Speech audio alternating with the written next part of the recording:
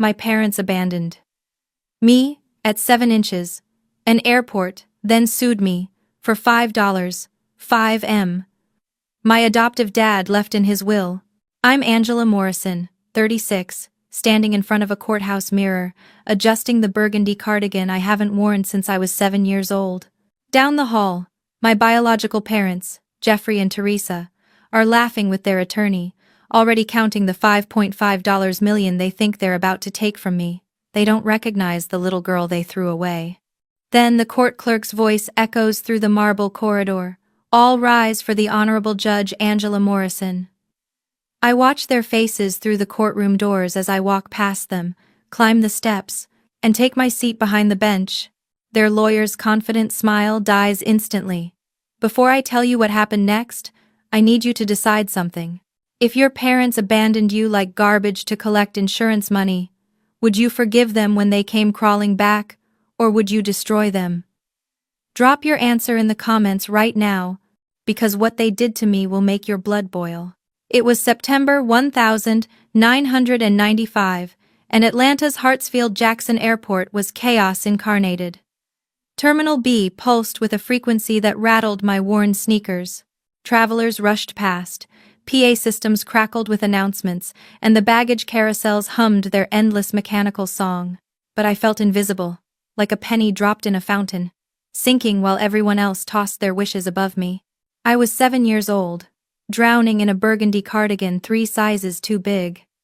The sleeves hung past my fingertips, and the hem dragged across the grimy tile, but I refused to take it off. It was the only barrier between me and the Arctic blast from the automatic doors that whooshed open every few seconds. Jeffrey and Teresa walked 10 feet ahead of me. They weren't holding my hand. They kept checking their watches with synchronized precision. They didn't look like parents about to lose a child. They looked like executives late for a merger. They looked irritated. Teresa glanced back, her eyes cold. They steered me past the check-in counters, past families embracing at arrivals, all the way to the oversized baggage area. It was an industrial cave where golf bags and strollers tumbled onto metal carousels. The air reeked of diesel exhaust and burnt coffee. "Sit here," Jeffrey commanded, pointing to a steel bench bolted to the concrete. "Guard our luggage. We need to handle the tickets. Don't move until we get back." "How long?" My voice barely registered above the machinery. "Count the suitcases," Teresa said, her eyes fixed on the exit signs. "Count to 1,000. We'll be back before you finish." I sat. I pulled the cardigan sleeves over my hands and started counting. 1 black duffel, 2 matching Samsonite cases, 3 a bicycle box, 4 a guitar case wrapped in plastic. I counted to 100. I counted to 250. The crowd thinned. The carousel's rhythm became hypnotic, almost peaceful. 500. 750. By the time I reached 1,000, the belt had stopped moving. The other passengers had collected their belongings and disappeared. The fluorescent lights buzzed with that hollow frequency that only abandoned places make. I sat there, clutching my cardigan, and understood something no 7-year-old should comprehend. They weren't delayed. They weren't lost. The expression on their faces when they walked away hadn't been worry, it had been relief. They had dropped me at oversized baggage because that's exactly what I was to them. Bulky, burdensome, something to be checked and never claimed. The realization hit me like a physical blow. The silence that followed wasn't peaceful. It was suffocating, pressing down on my chest until I couldn't breathe. That silence didn't just scare me, it broke something fundamental inside me. It stole my voice. For 3 years after that night, I barely spoke. I let life happen to me because making noise felt dangerous. It took me 29 years to learn that silence could be a weapon, not just a wound. Today, when I sit on the bench and the courtroom goes quiet waiting for my ruling, I control that silence. I use it to command authority. But back then, in Terminal B, the silence controlled me. It told me I was worthless. I don't know how long I sat frozen. Eventually, a security guard on a Segway rolled past, did a double take, and circled back. But before she could call anyone, a man in a charcoal suit stepped out from behind a support column. He'd been standing there for a while, I realized later, watching, waiting to see if anyone would return. He was tall, with warm eyes behind tortoiseshell glasses. He didn't look like a hero. He looked like a history professor. "Hey, I've got this," he told the guard, who was reaching for her radio. "I'll stay with her." "Sir, I need to call child services." "No," he said. His voice was gentle but carried steel underneath. He walked over and crouched in front of me, ignoring the filth on the floor. He didn't touch me. He just looked directly into my eyes, acknowledging I existed. "My name is Thomas," he said. "I saw them leave. I'm so sorry." He didn't lie. He didn't promise they were coming back. He told me the truth. In that moment, he saved me from the lie I was telling myself. Thomas stayed with me until the police arrived. He stayed through the foster care placement. Eventually, he stayed forever. He became the safety net that caught me when my own blood let me fall. Thomas died on a Thursday afternoon, quietly, the way he'd lived everything. No drama. No headlines, just a small memorial, attended by the literacy program volunteers he'd secretly funded for decades. I sat in the front row wearing that burgundy cardigan, feeling the weight of silence return. He'd been my anchor, the one person who proved I wasn't just luggage to be abandoned. Then came the will reading. I expected his modest townhouse, maybe a small savings account. Instead, the attorney handed me a portfolio thick with documents. Thomas wasn't just a retired professor. He was an early investor who'd backed 4 major pharmaceutical companies in the 90s. He'd lived simply so he could give generously. The final number was $5,500,000. Exactly $100,000 for every year of his 55-year career. He left every penny to me. The news broke 36 hours later. Local judge inherits secret fortune. It was the spotlight I dreaded. It took exactly 48 hours for them to find me. I didn't get a phone call. I got a process server at my front door. I was served with a lawsuit at 7 a.m. on a Monday. Fraudulent adoption and estate misappropriation. The plaintiffs, Jeffrey and Teresa Morrison. They didn't call to ask how I'd been. They didn't request a meeting. They sued. They claimed Thomas had kidnapped me from the airport 29 years ago. They claimed they'd been searching desperately for 3 decades, victims of a sophisticated abduction scheme. They demanded the full $5.5 million as compensation for their suffering, plus the deed to Thomas's townhouse. They wanted everything. I sat in my living room, reading the complaint with the detachment I'd learned on the bench. It was a masterpiece of fiction. They described their anguish at losing their precious daughter. They described the void in their lives that never healed. They painted themselves as devastated parents who'd spent every resource trying to find me. I didn't cry. I didn't panic. I went into judge mode.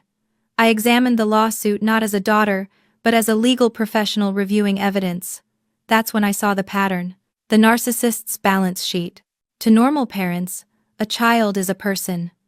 To Jeffrey and Teresa, I'd been an entry in a ledger. When I was 7, I was a liability, a dependent to feed, a burden to haul through airports.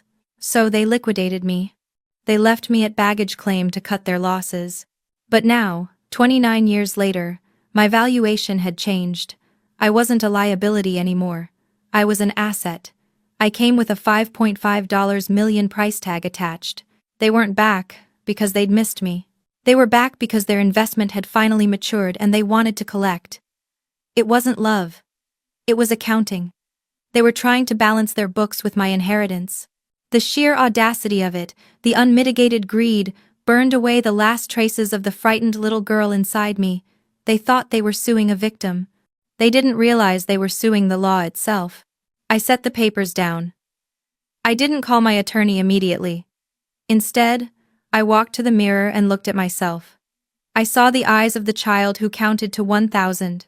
I saw the woman who'd sentenced criminals for less than this. Motion denied, I whispered to my reflection. I picked up my phone and called the best forensic accountant in Georgia. "Rebecca, I need you to investigate something. Go back to 1995. Find everything." "What am I looking for?" "Proof," I said. "Because grifters don't change. If they're greedy enough to sue me now, They were greedy enough to profit off me then. You don't just abandon a child without trying to capitalize on the loss. They wanted a fight. I would give them a war, and I would make sure the cost of this lawsuit was everything they had left. I didn't answer the complaint.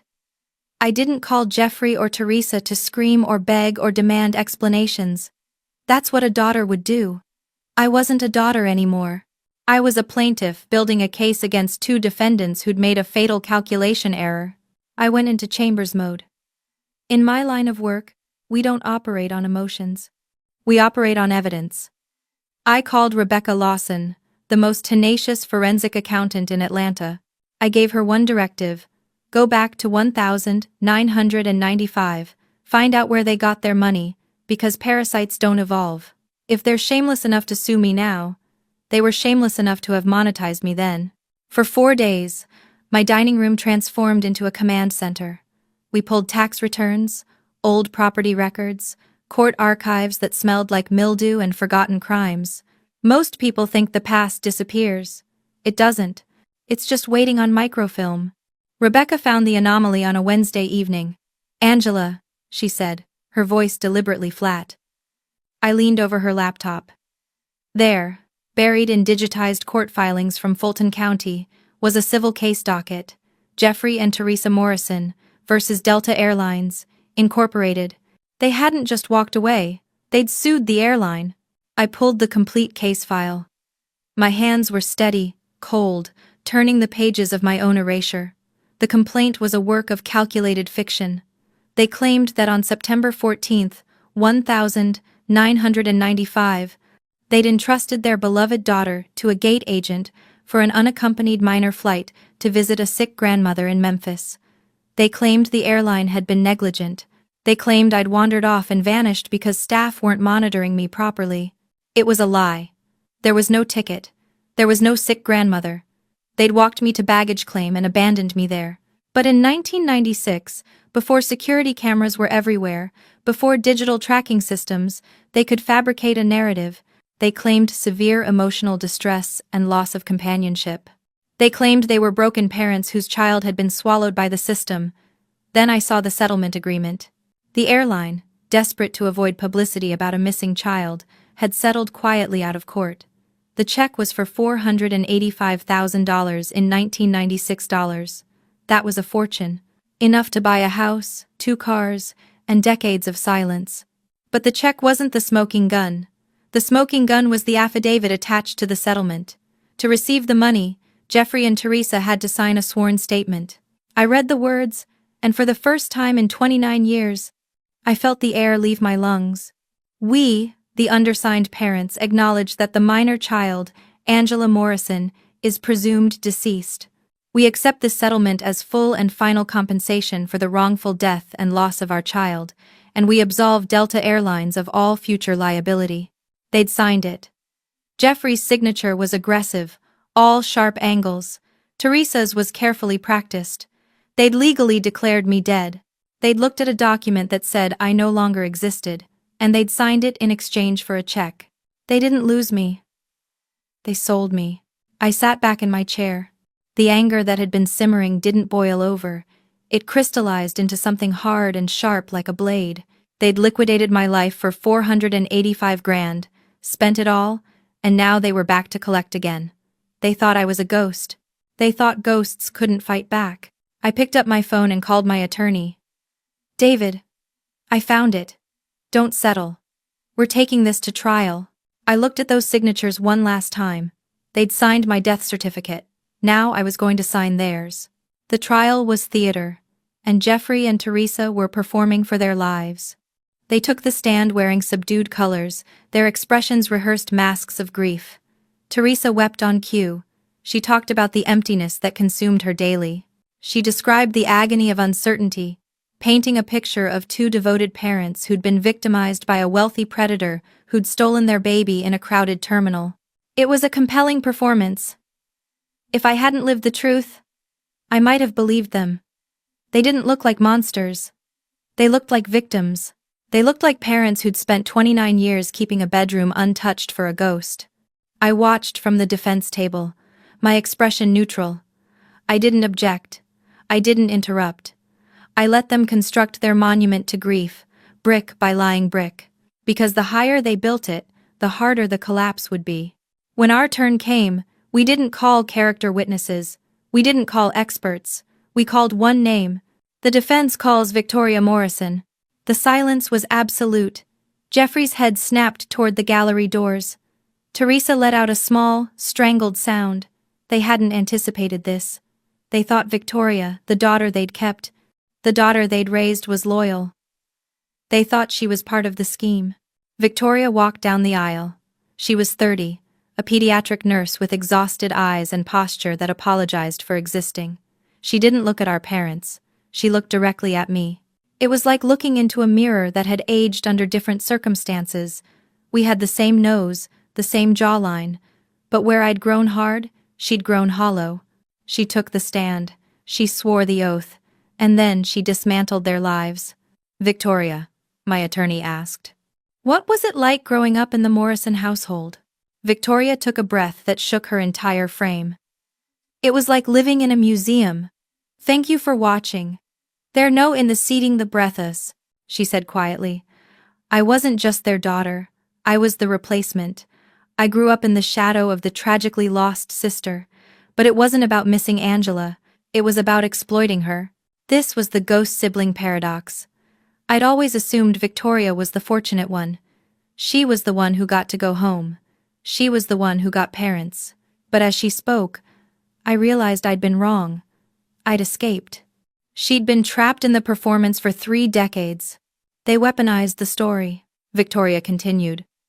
Every time rent was late, every time Dad lost money on sports betting, they'd mention the tragedy. The church gave them money. The neighbors brought meals for years. My sister wasn't a person to them. She was currency. Her absence paid the bills. Teresa stood up, her face crimson. Victoria, stop this. How dare you? Sit down, the bailiff commanded. Victoria didn't flinch. Victoria reached into her messenger bag and pulled out a shoebox. It smelled like mildew and forgotten attics. They told everyone they spent every penny searching for her, Victoria said. They told me they hired private investigators. They told me they searched relentlessly. But when I was cleaning out the attic last month looking for old photographs, I found this. She opened the box. It wasn't full of missing person flyers. It wasn't full of correspondence with police. It was casino receipts. These are from the Beau Rivage Casino in Biloxi, Victoria said, holding up faded thermal paper.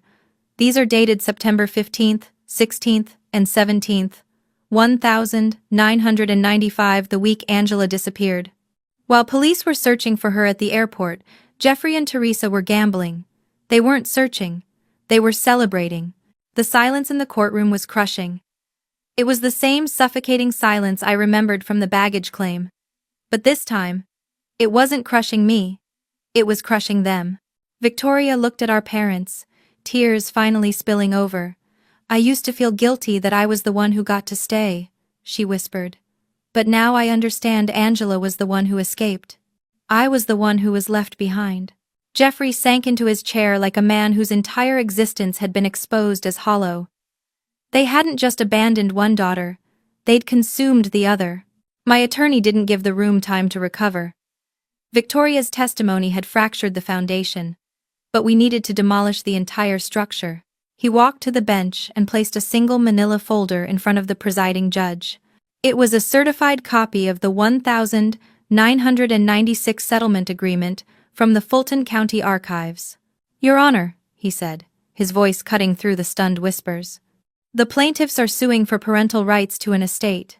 However, according to this sworn affidavit signed on March 8, 1996, Jeffrey and Teresa Morrison legally declared their daughter, Angela Morrison, deceased. Jeffrey's face turned the color of ash. Teresa grabbed his arm, her fingernails digging into his jacket. They knew exactly what that document was. It was the receipt for my life.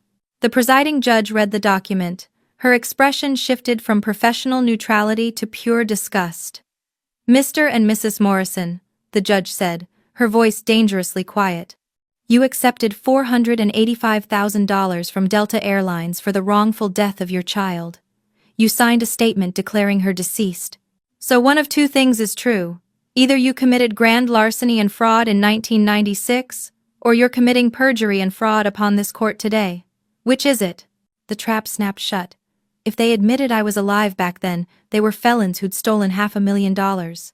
If they maintained their story that I was dead, they had no standing to sue me now because ghosts don't have heirs. Their attorney, realizing he'd been led into a minefield, physically stepped away from them. He began packing his briefcase. I stood up. I didn't ask permission. I didn't wait for my attorney.